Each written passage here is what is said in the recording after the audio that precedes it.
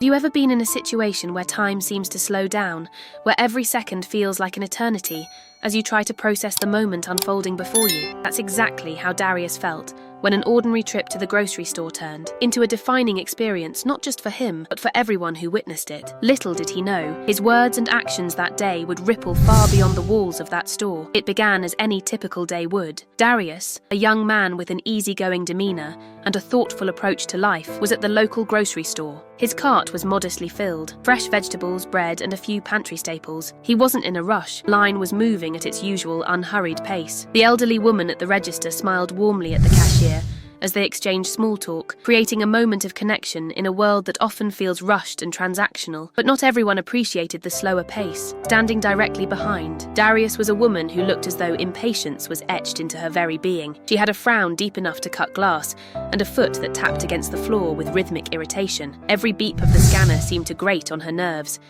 and her audible sighs filled the air like an unwanted soundtrack. Darius tried to ignore her.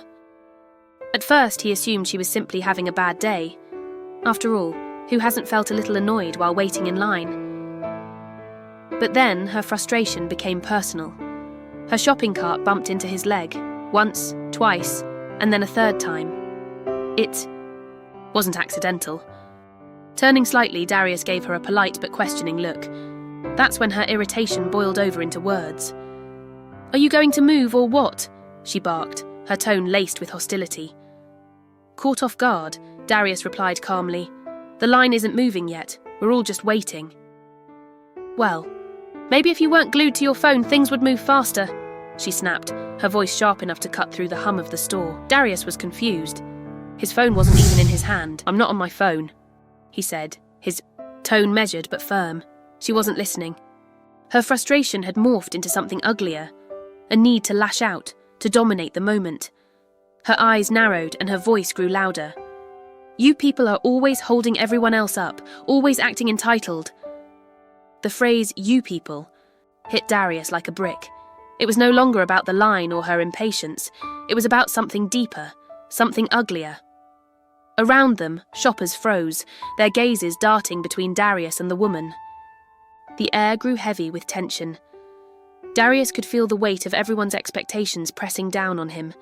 He had two choices: stay silent and let her words linger in the air like a poison, or speak up and challenge her outright.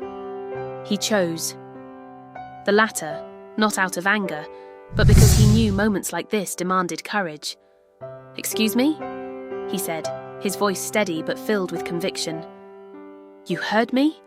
she hissed, her confidence bolstered by the silence of the bystanders. "This is my country. If you don't like it, you can go back to Africa." The words hung in the air like a toxic cloud. The store seemed to fall into a stunned silence, the kind that happens when something so shocking occurs that no one knows how to react.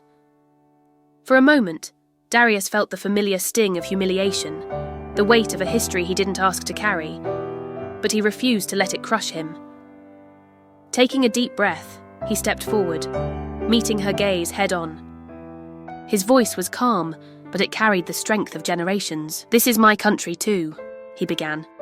"My ancestors were brought here against their will.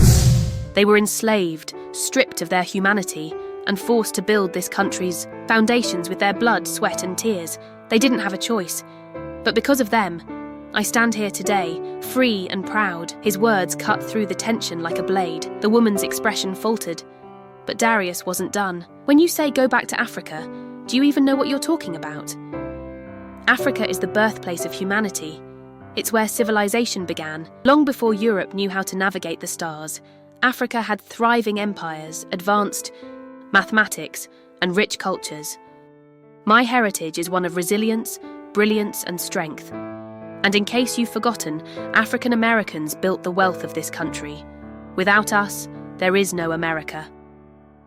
The crowd began to stir. A few people nodded, others murmured their agreement, and then, like a spark catching fire, someone started clapping. Darius wasn't finished. He stepped closer, his voice rising with the passion of his words. "When you talk about entitlement, you should look in the mirror. Because standing here, trying to make someone else feel small doesn't make you better, it makes you weaker. Hatred doesn't build anything. It only destroys. The woman's face turned beet red. She opened her mouth to respond, but seemed to realize that the tide had turned against her. The crowd wasn't on her side. Instead, they were cheering for Darius. The applause grew louder, echoing through the store. Humiliated, the woman muttered something unintelligible and stormed out, leaving her cart abandoned in the middle of the aisle. As the store erupted in applause, Darius felt a wave of emotion wash over him. He hadn't planned to become the center of attention, but in standing up for himself, he had reminded everyone present of a powerful truth. Respect, dignity, and equality are not negotiable. Later, as Darius loaded his groceries into his car, a young woman approached him. She had tears in her eyes and a trembling voice. "Thank you," she said, "for saying what so many of us feel but are too afraid to say. You spoke for all of us today." Darius nodded, his heart heavy but full. "We all deserve to be heard," he replied. That night, as he reflected on the day's events, Darius felt an overwhelming sense of purpose. His words had done more than silence ignorance.